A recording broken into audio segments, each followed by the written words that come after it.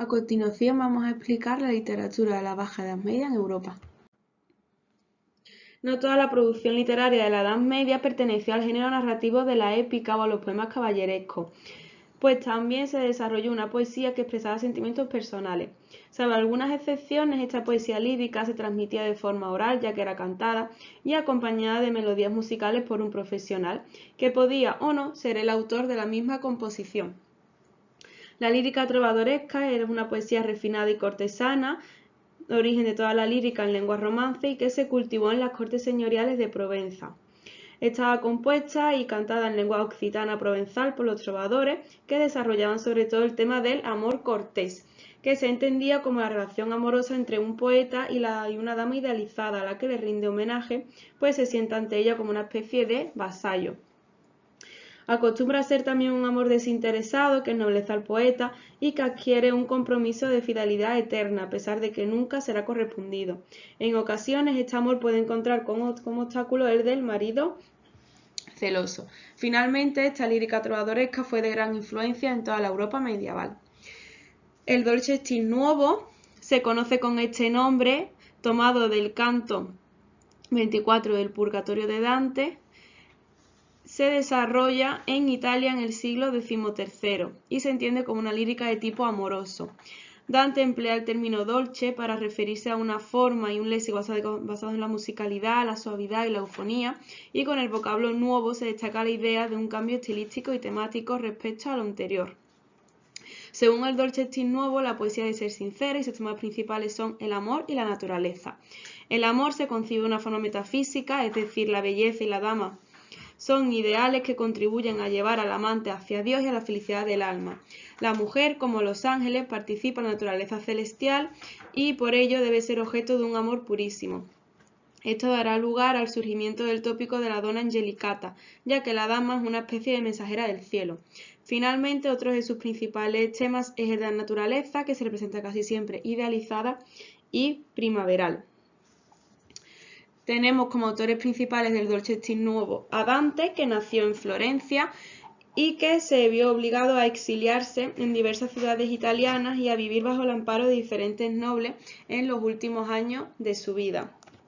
Escribió varios tratados en latín, como de monarquía sobre temas políticos, y en italiano escribió Vita Nuova, una colección de sonetos y canciones dedicados a Beatrice, su amada, a quien conoció en 1274 y que se convirtió en un ideal espiritual y amoroso de su poesía. Beatriz murió en 1290 y esto sumió a Dante en una crisis religiosa que intentó superar dedicándose a los estudios. En la Divina Comedia, digamos que esta es su obra principal, podemos decir de ella que en un principio se llamó simplemente comedia, siguiendo el sentido clásico del término, puede iniciarse con los horrores del infierno y terminar felizmente en el paraíso, pero a partir del siglo XVI se le añadió el adjetivo divina debido a la religiosidad de la obra. Fue escrita entre 1306 y 1320 en tercetos, estrofa inventada por Dante, y consta de 3 partes, infierno, purgatorio y paraíso. Cada una de estas 3 partes, además, está compuesta de 33 cantos y cuenta con una introducción. Así podemos ver que todo gira en torno al número 3, en una clara alusión a la Santa Trinidad. El tema central es el destino de las almas después de la muerte, y durante estas 3 partes, tanto infierno y purgatorio como paraíso, el poeta Dante es guiado por alguien. En las 2 primeras partes, la infierno y purgatorio, es Virgilio quien lo guía, mostrándole los horrores que allí sufren los condenados, personajes mitológicos o incluso contemporáneos al poeta. Y finalmente, en la última parte, la del paraíso, es guiado por Beatriz, ya que Virgilio no puede acceder a esta parte al no ser cristiano. Finalmente, la obra se entiende como un poema alegórico que resume los anhelos de la vida de Dante y de su época, fusionando el cristianismo y el clasicismo. Tenemos también a otro autor de Dolce Stil Nuovo, Petrarca, que también se vio obligado a marcharse, al igual que Dante, y en una de estas ciudades donde vivió, Aviñón, conoció a Laura, quien inspiró toda su obra poética en italiano. Fue reconocido como poeta y coronado como tal en Roma, y la muerte de Laura en 1348 a causa de la peste provocó en él una honda crisis espiritual. Vivió en varias ciudades más hasta que finalmente murió.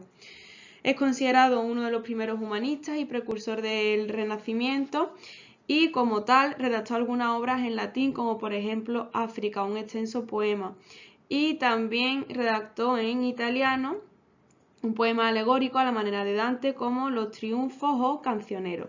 La influencia de Petrarca fue muy grande en la poesía europea del Renacimiento y en el caso de España influyó enormemente en Garcilaso. Respecto a Boccaccio, podemos decir que este fue también uno de los primeros humanistas italianos y pionero del espíritu renacentista. Escribió en latín como humanista algunos tratados pertenecientes al género biográfico y compuso también poesía, aunque principalmente se le conoce por su faceta de narrador. Fue el creador de la prosa italiana y escribió varias novelas, como Fiammetta o Filocolo, de tema amoroso, pero principalmente se le conoce por redactar el Decamerón, una colección de 100 cuentos relatados por 10 narradores, 7 damas y 3 caballeros, durante 10 días, que pasan refugiados en una casa de campo próxima a Florencia, huyendo de la peste que asolaba esa ciudad en 1348, y para distraerse cada uno de ellos cuenta cada día un cuento. Los temas son muy diferentes entre sí, y hay algunos que se centran en el amor, en ocasiones trágicos, otras veces eróticos, incluso desvergonzados, y también satirizaban las costumbres. Los personajes que aparecen en ellos representaban toda la gama social de la época, abarcando desde reyes y nobles hasta criadas y labradores, pasando, por supuesto, por caballeros, frailes y monjas. Esta es considerada la obra más importante de la narrativa medieval y coexisten en ella elementos medievales con otros claramente renacentistas, como el tono vitalista, alegre y despreocupado que veremos después en el Renacimiento. Destaca también Chaucer, que es un poeta inglés que compuso Cuentos de Canterbury, una serie de cuentos relatados por 30 peregrinos que cuando paran en una posada a descansar son invitados a que cada uno de ellos cuente un cuento y el mejor ganará una comida. Finalmente tenemos también el teatro con los Miracles. Era un tipo de teatro religioso que se mezcla en Francia con elementos profanos, dando lugar a historias de pecadores en los que finalmente interviene la Virgen, con las farsas o con las danzas de la muerte. En Francia destaca el autor Villon, que fue condenado a muerte, pero finalmente todo se saldó con el exilio, y sus poemas se publicaron de forma póstuma bajo el título Testamento. Y encontramos también otras narraciones en verso como la Fabliaux o los romans que se indican más abajo.